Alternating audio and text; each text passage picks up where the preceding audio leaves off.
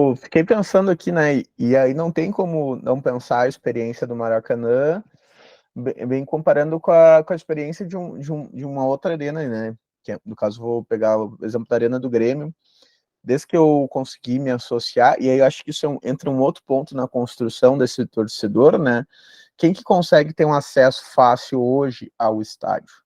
Né, é o sócio. E o que é o sócio? Né? O sócio é aquilo que a gente já vem falando em alguns programas hoje, não é mais um indivíduo que faz parte de um grupo associativista, né? Porque originalmente o futebol no Brasil, mesmo o futebol que nasce no seio da elite nacional, é um futebol associativista.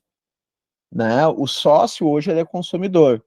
Né? Eu, como sócio do Grêmio, o que eu tenho direito? Eu tenho direito a entrar no estádio no meu setor, ou seja, né, entrincheiradinho lá em cima da arquibancada norte, que é o setor mais barato para se associar, em cima do setor das torcidas organizadas, que é a arquibancada norte, que é aquela que fica atrás do gol, onde fica geral do Grêmio, torcida jovem, máfia, garra, enfim, rasta e todas as outras organizadas do Grêmio. O ponto que eu fico pensando em cima disso é o perfil do torcedor que eu vejo, isso é uma coisa engraçada, com todos os jogos que eu vou, são quase sempre as mesmas pessoas. Que são quem? Os associados. E que tem costume de ir na mesma parte, no mesmo setor que eu vou. Então eu sei que lá pelas tantas vai aparecer o fulaninho cabeludinho, a senhora ali que eu sei que senta quase na mesma, perto de onde que eu fico. Então, há também uma perda de uma multiplicidade, né, de pessoas que conseguiam frequentar o estádio, né, e que, bem, era, né, tu cria um padrão, né, quem tá ali, né, quem consegue pagar o valor ou do sócio cadeira ou que de vez em quando consegue vir, né, se tem toda uma discussão aqui no Rio Grande do Sul, como o torcedor do interior começou a frequentar mais o estádio a partir dos processos de arena, em contraponto que era antes, né? Se antes tu tinha toda aquela relação, por exemplo, vamos pegar o caso do Grêmio, né? Com o bairro da Zenha e as intermediações ali em Porto Alegre, né? Hoje tu vai para a Arena do Grêmio, né? Até pela Arena do Grêmio C, do lado ali da rodovia Fábio Koff, que basicamente deságua em quase todo o Rio Grande do Sul, né? Tu consegue chegar de qualquer parte do Rio Grande do Sul, ou mesmo de Santa Catarina e do Paraná, e tu tem caravanas de tudo quanto é canto também, né? Então, só que ao mesmo tempo, né, o Grêmio ele tá ali e por uma incompetência do capital, digamos assim, da OAS, né, qual que era o objetivo inicial de se fazer com a Arena do Grêmio? Era destruir toda a vila, né, e um bairro extremamente periférico que tem ali do lado a Vila Farrapos, antigamente tinha a Vila dos Papeleiros, que magicamente pegou fogo, né, no processo ali de disputa do território quando estavam para construir o estádio, né, por acaso, né, sempre acontece assim, né, se pega fogo do nada, né, agora não é mais um problema, não é mais um impedimento para construir algo aqui em cima.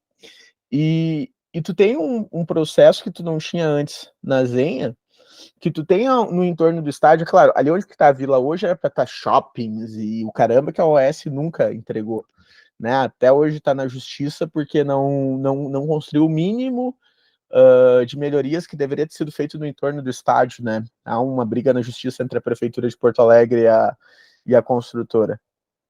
E há, digamos assim, uma reterritorialização desse torcedor mais humilde, desse torcedor pobre, desse torcedor que não consegue ter acesso ao estádio, que está ali naquele entorno extremamente popular que não existia antes. Tu tinha um ambiente de entorno de estádio antes do Estádio Olímpico, mas não é o que tem hoje. Né? É algo absurdo que se vive ali, né? Muitas pessoas que vêm para cá de outros estados, né, ficam bastante espantados. Mas, ao mesmo tempo, se estabelece outro conceito da geografia, que é a fronteira. Qual que é a fronteira desse torcedor que vai até ali no entorno do estádio? É o estádio. Porque esse torcedor ele não entra, ele fica na porta. Ele vê o jogo, ele escuta, ele sente a pulsação do estádio acontecer, mas de fora do estádio. Né? Talvez outros lugares tenham, inclusive, conseguido extinguir isso, né?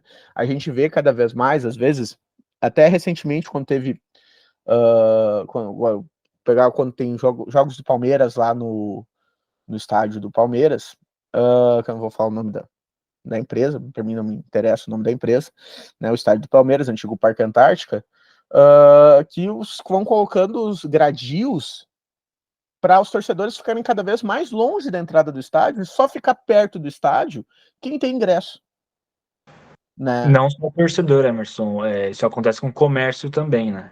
Quem Exato.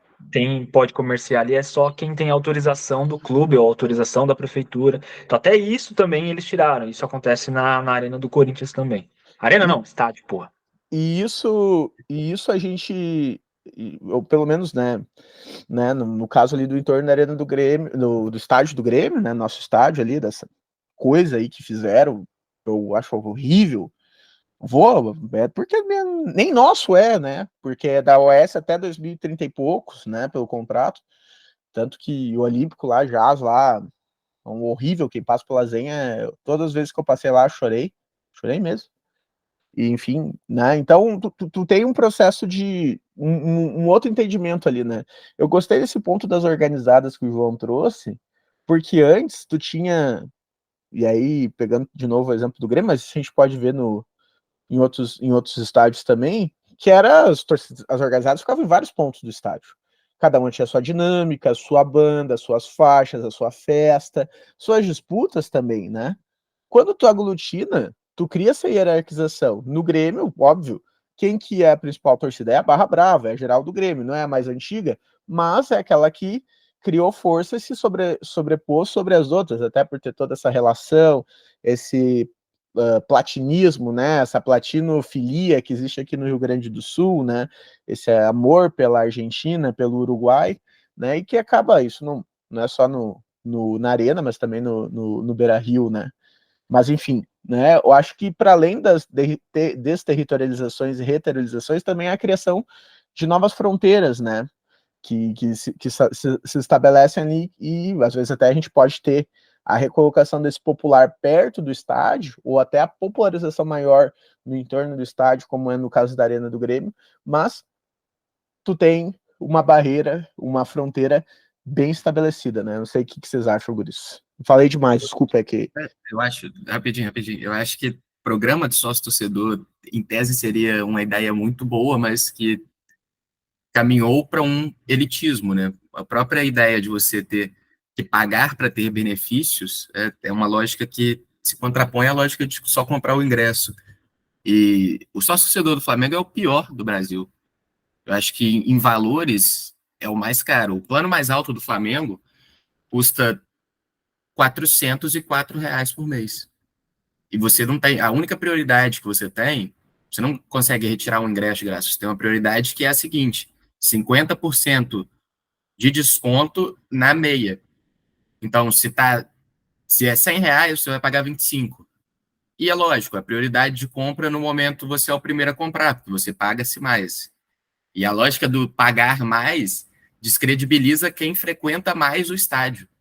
Porque muitas vezes o torcedor que paga mais não é o que frequenta mais o estádio. Então, é um debate que o programa de sócio-torcedor já é, por si só, uma forma de desterritorializar torcedores, né? sim. Isso é uma outra coisa. Até na Arena do Grêmio, tu tem o programa do sócio de cadeiras que tu só paga a mensalidade, vai em cada setor, mas os setores que são no bafo, do lado do gramado, são 300, R$ 400. Então, tanto que quando começa as vaias no estádio, vem de onde? Vem desses setores mais elitizados. Os setores, por exemplo, da arquibancada norte, às vezes dá até briga para o pessoal para mandar parar de vaiar, né? Coisa para também ver como há uma divisão de classe ali também, né?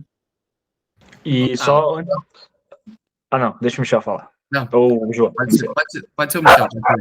É que eu só ia fazer um breve comentário a respeito do que o Emerson tinha dizendo, né? Lá a respeito da multiplicidade dos torcedores, né? Que você vai ver sempre o mesmo público. Ali ele está se referindo, por exemplo, à ausência de um cara fantasiado de Homem-Aranha ou com a máscara do Mr. M, como algo muito comum no Maracanã. E o outro ponto é de quando ele estava falando dessa platinofobia, latinofilia, né, a respeito ali da Argentina e do Uruguai com o Rio Grande do Sul, e de que a geral do Grêmio, a criação da geral do Grêmio para trazer esse aspecto de Barra Brava, e aí ele colocou um mais enfim. Esse mais enfim nada mais foi do que um freio para dizer, ou melhor, para não dizer que a Guarda Popular é uma cópia do Grêmio. Deixei aqui, soltei a braba.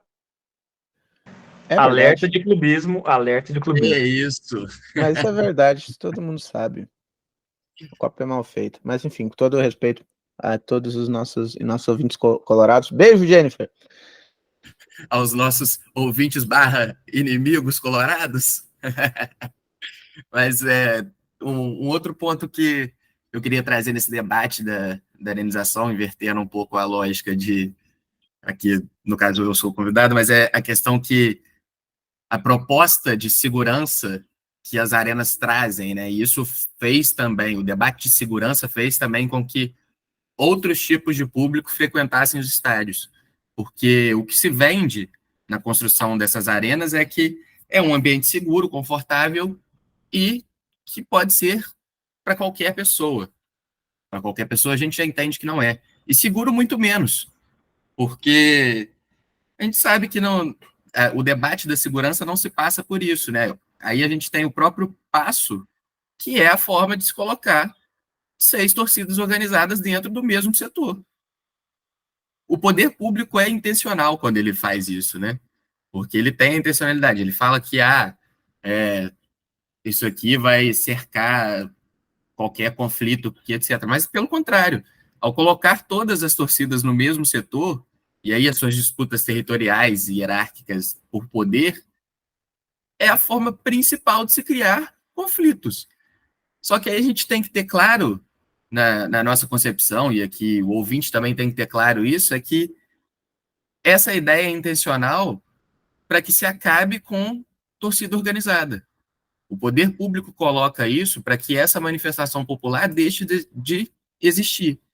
O poder público, ao colocar, ou ao não fazer a escolta, ou fazer com que não tenha segurança adequada de um grupo de torcedores que tem ações violentas, mas que não deixam de ser torcedores, o poder público intencionalmente está jogando a isca para que torcidas organizadas acabem. E isso é um ponto que a gente não pode deixar de ter no debate, que é a manutenção de torcidas como fontes de identidades e que a arenização constantemente ameaça.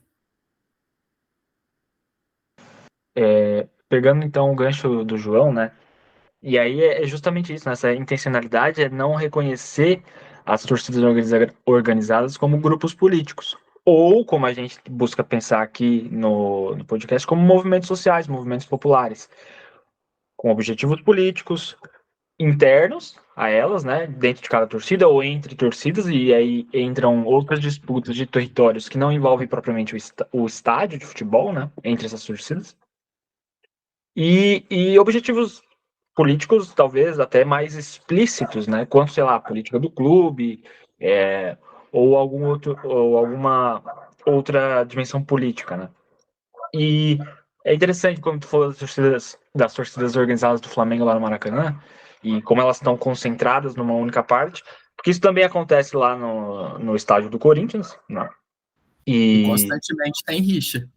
Constantemente tem rixa e historicamente, né, algumas torcidas do Corinthians, eles se pegam no pau mesmo e vai. E até fora do estádio, eu já presenciei. E aí, claro, a gente tem que entender, então, a complexidade que é a torcida organizada, né, para não cair no que o João estava falando de você os categoriza como vândalos, como criminosos e etc, baderneiros, enfim, né, todas essas estereotipações, né. Mas, e é interessante, porque quando você coloca todas as torcidas organizadas, que geralmente são as torcidas ou são os grupos que fazem o estádio pulsar, que levam os instrumentos, que levam a faixa, que tem todo um acessório, né, de performance, além de você esfriar o estádio, você faz com que não ocorra uma multiplicidade de experiência dentro do estádio.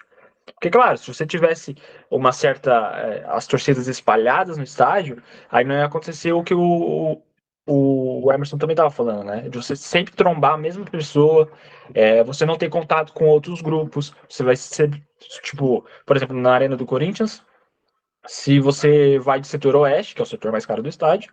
Estádio do Corinthians. Estádio, Você vê, é o processo de subjetivação do neoliberalismo aí.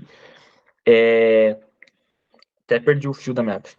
Se você vai no setor oeste da Arena do Corinthians, você vai trombar a mesma pessoa, basicamente, né? Porque ela pagou a mesma coisa. Você não vai trombar o cara da organizada. Você não vai trombar uma pessoa mais humilde, uma pessoa pobre, né?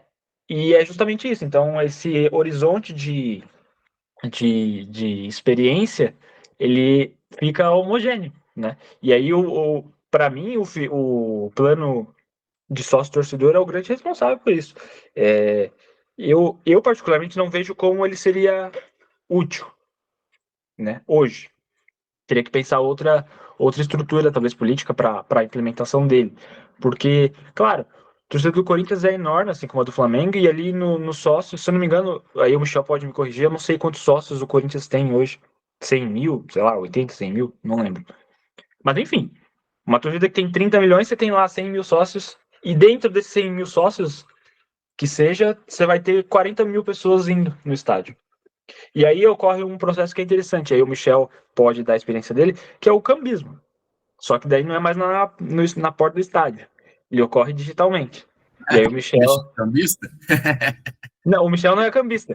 Mas a prática do cambismo ela está sendo feita e a gente acaba usufruindo dela, né? Por quê? Às vezes a pessoa não tem condição de assinar o fiel torcedor, que é o plano de sócio torcedor do Corinthians, e acaba comprando com quem tem um plano e disponibiliza o cartão para que a pessoa compre no lugar da. É um tipo de cambismo.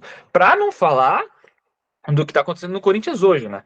Que é a. Que é a. Bela e moral, inclusive. Que é o caso de quem é associado ao clube ter preferência sobre quem é sócio-torcedor. Ou seja, os caras implementaram o sócio-torcedor para a pessoa ter o benefício de conseguir o ingresso de forma antecipada, mas quem é sócio do clube usufrui desse serviço. Ou seja, ele não está fazendo sentido o fiel torcedor, né? E aí a desculpa da diretoria do Corinthians é algo risível, que isso estimularia as pessoas a se associarem ao clube. E, claro, para se associar ao Corinthians é baratinho, né? O plano mais barato é R$2.000. É baratinho, qualquer um consegue. Né? E é o mais barato, para você usufruir lá das benesses do Parque São Jorge. Mas eu acho que era isso, por enquanto, que eu queria destacar. Acho que não tem nenhuma pergunta, só provocações. Como diria a Bujana. Nossa Bujana Eu tenho um ponto para trazer. Torcedor, o Corinthians tem plano de sócio-torcedor corporativo, o Grêmio tem. Corporativo, quando eu digo, é porque antigamente, quando o corporativo surgiu no Flamengo, era uma cota destinada corporativo, que as torcidas têm CNPJ, né? Então, tinha uma cota destinada à torcida. E aí, com a gestão do Bandeira de Melo, uma série de políticas e cobranças que as torcidas começaram a fazer, aquilo foi cortado. E aí, nos outros clubes seus, tem isso, porque eu sei que, assim, em São Paulo, essa cultura de ajuda às torcidas ainda é muito forte. Em compensação, aqui no Flamengo, não é. E aí a prova é quando o Flamengo vai jogar fora do país, a quantidade de torcedores que o Flamengo leva, né? Comparado à proporção da torcida que tem e a proporção dos torcedores que vão. Eu sei que no Grêmio hoje, a princípio, não. Por que eu digo a princípio não, né? Eu já vi várias vezes o DiCaprio, que é o capo, que é a liderança da geral do Grêmio, falar que enfim, né, a grana que eles usam, por exemplo, para ir em jogo fora, é toda vinda da geral do Grêmio. E a geral do Grêmio hoje é uma torcida que é engraçado porque ela não segue o modelo de torcida organizada, então tu não tem afiliação de pessoas, né? Mas que se fosse pegar em números, provavelmente deve dar mais de 50 mil pessoas tranquilamente, assim, por todo o estado do Rio Grande do Sul e em outras partes do Brasil.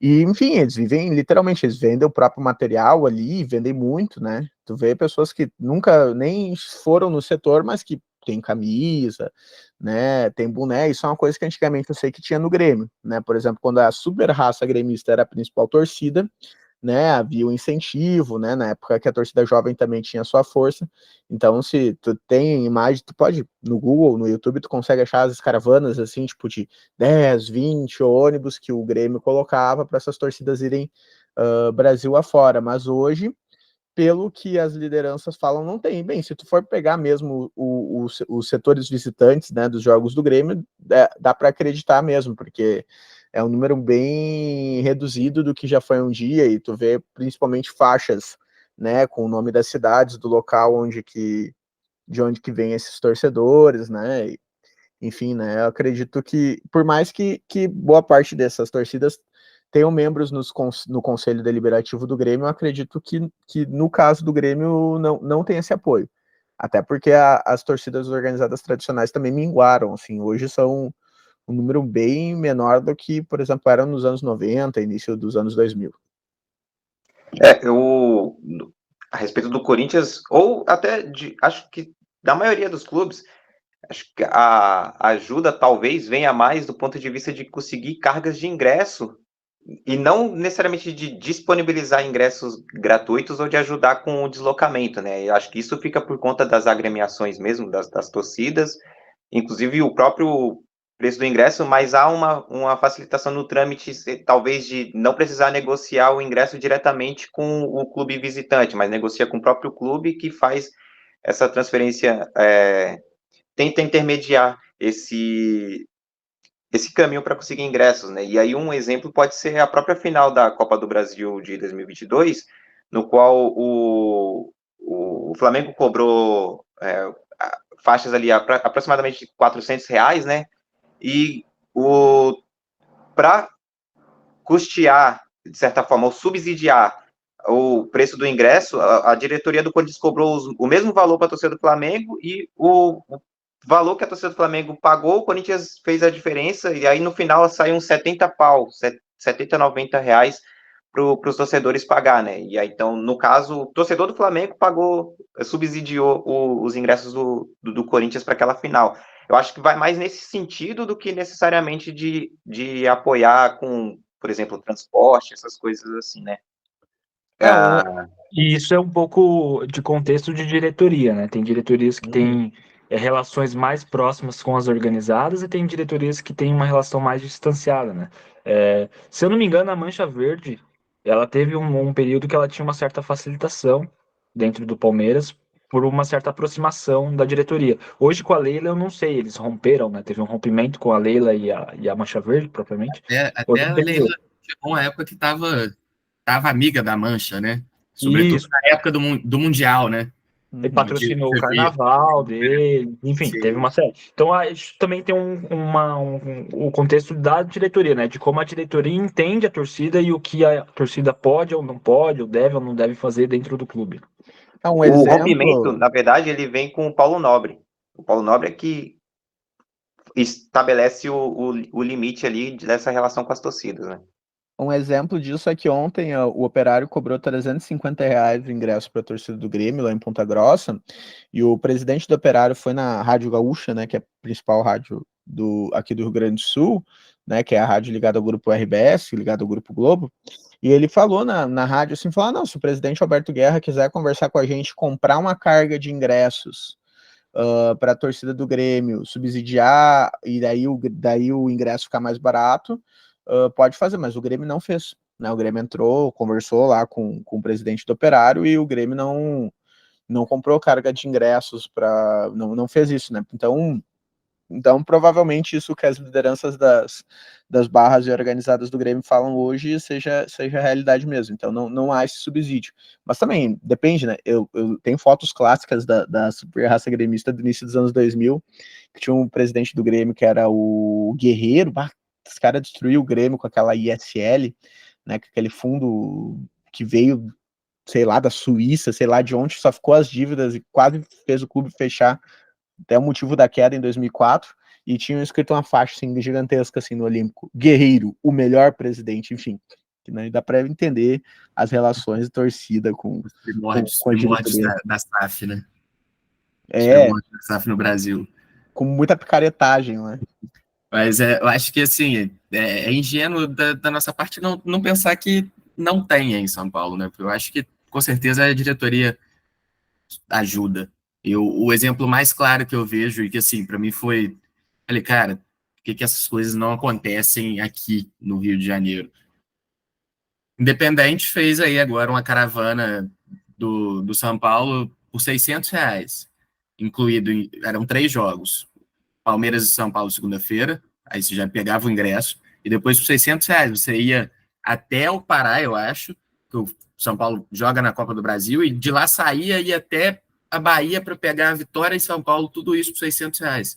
Então você andava 5.000 quilômetros por R$600, com ingresso já. E, obviamente, a Independente, por mais que seja uma torcida muito grande, mas é uma torcida que tem ligação direta e boa discussão com a diretoria do São Paulo. Então, nesse ponto, o Luiz tem razão de estar.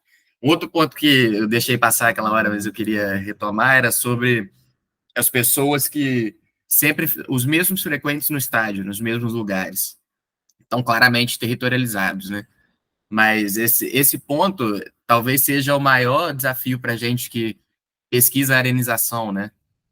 Entender que essas pessoas que frequentam, eles já estão ali reterritorializados, ou seja, eles já fazem parte dali. O desafio maior é entender quem está de fora. E aí a gente vai conseguir perceber uma série de novos coletivos se formando, né? Nas ruas, nos bares, na porta dos estádios, que são frutos desse processo de arenização. E esse talvez é o maior desafio, né? O Irlan Simões, vocês conhecem, né? Teve na minha banca de releitura, e aí ele, sempre muito gentil, colocava isso. Eu acho que ele falava, aqui no Rio de Janeiro a gente tem muito mais do que em qualquer outro espaço torcedores desterritorializados, porque é uma cidade que recebe muito mais gente pelo porte turístico que ela suporta, né? E aí, às vezes, caravanas que vêm de fora, muitas vezes de turista ou pessoas que querem conhecer o Maracanã, tiram o lugar dessas pessoas que estão constantemente dentro, né? E aí surge uma série de novos desafios desses sujeitos que são desterritorializados, né? Que é quem a gente precisa entender nesse contexto de arenização. Quem são os que estão de fora? Porque, como o Emerson realmente diz, e faz sentido isso, eu também percebo, vocês que estão na arquibancada vão perceber, quem está ali está sempre. E aí, num outro debate, voltando à questão do sócio, a política que grupos políticos de oposição defendem dentro do Flamengo é de uma valorização por presença, né? Aquele que estaria mais constante nos jogos, ele teria prioridade na compra, e não só pela lógica econômica de quem paga mais tem mais prioridade.